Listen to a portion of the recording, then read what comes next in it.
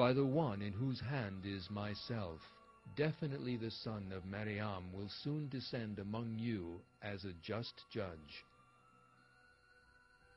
And he will break the cross, kill the pig, and abolish the jizya, and wealth will be so abundant that no one will accept it.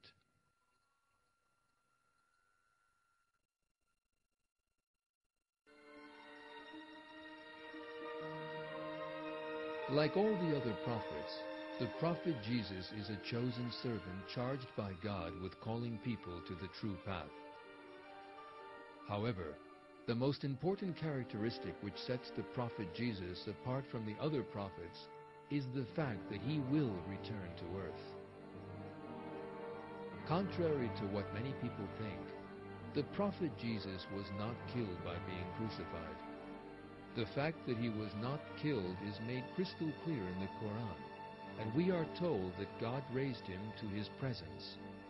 In no verse is there any reference to the prophet Jesus dying or being killed.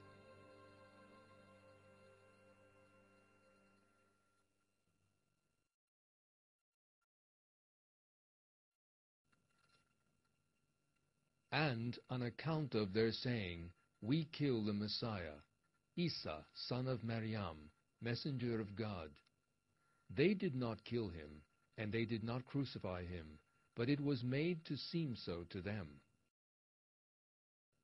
Those who argue about him are in doubt about it. They have no real knowledge of it, just conjecture. But they certainly did not kill him. God raised him up to himself. God is almighty, all-wise.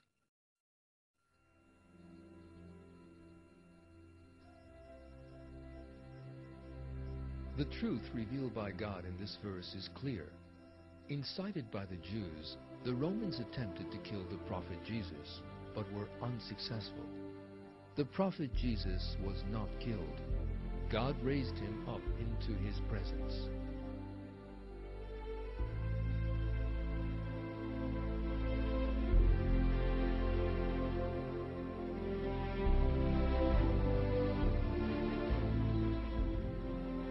In addition, certain information given about the prophet Jesus in the Quran may possibly come about in only one way: with the return of the prophet Jesus to earth.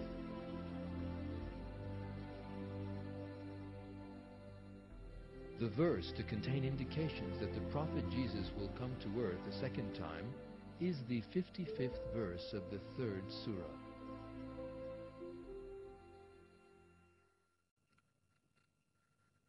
When God said, "Isa, I will take you back and raise you up to me and purify you of those who disbelieve, and I will place the people who follow you above those who disbelieve until the day of rising. Then you will all return to me, and I will judge between you regarding the things about which you differed." The expression, "I will place the people who follow you above those who disbelieve until the day of rising," in the verse refers to a situation that has never yet been experienced. According to this must be a society which abides by the prophet Jesus and will live until doomsday. Such a society can only emerge with the return of the prophet Jesus to earth. Those who follow him during that return will be made superior to the disbelievers until doomsday.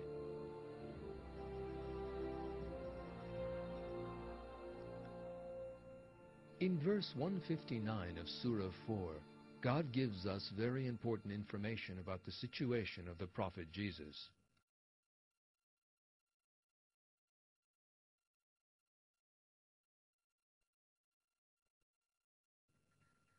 There is not one of the people of the book who will not believe in him before he dies, and on the day of rising he will be a witness against them.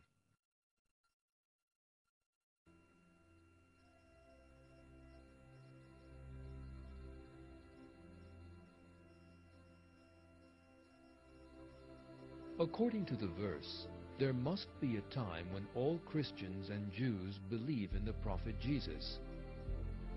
This never happened when the prophet Jesus was alive. So in that case, the prophet Jesus will return to earth, and this, like everything else foretold in the Quran, will come to pass. All Christians and Jews will believe in the prophet Jesus.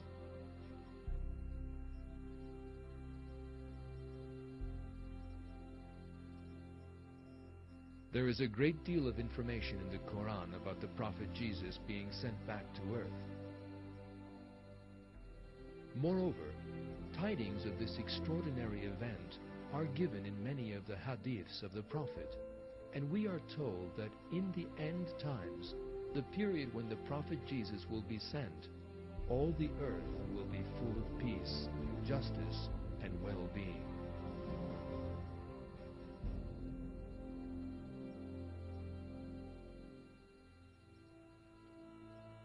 This second coming will take place during the time of the Mahdi, and he and the Prophet Jesus will continue their struggle together.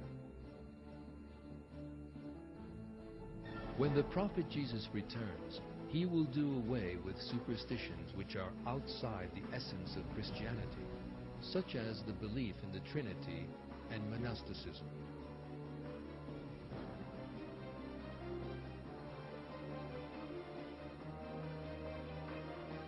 In one of the hadiths, our Prophet said,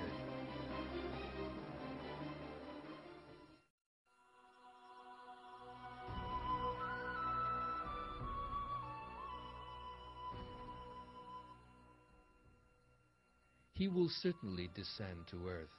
He will call people to Islam. At that time, God will do away with all religions except for Islam."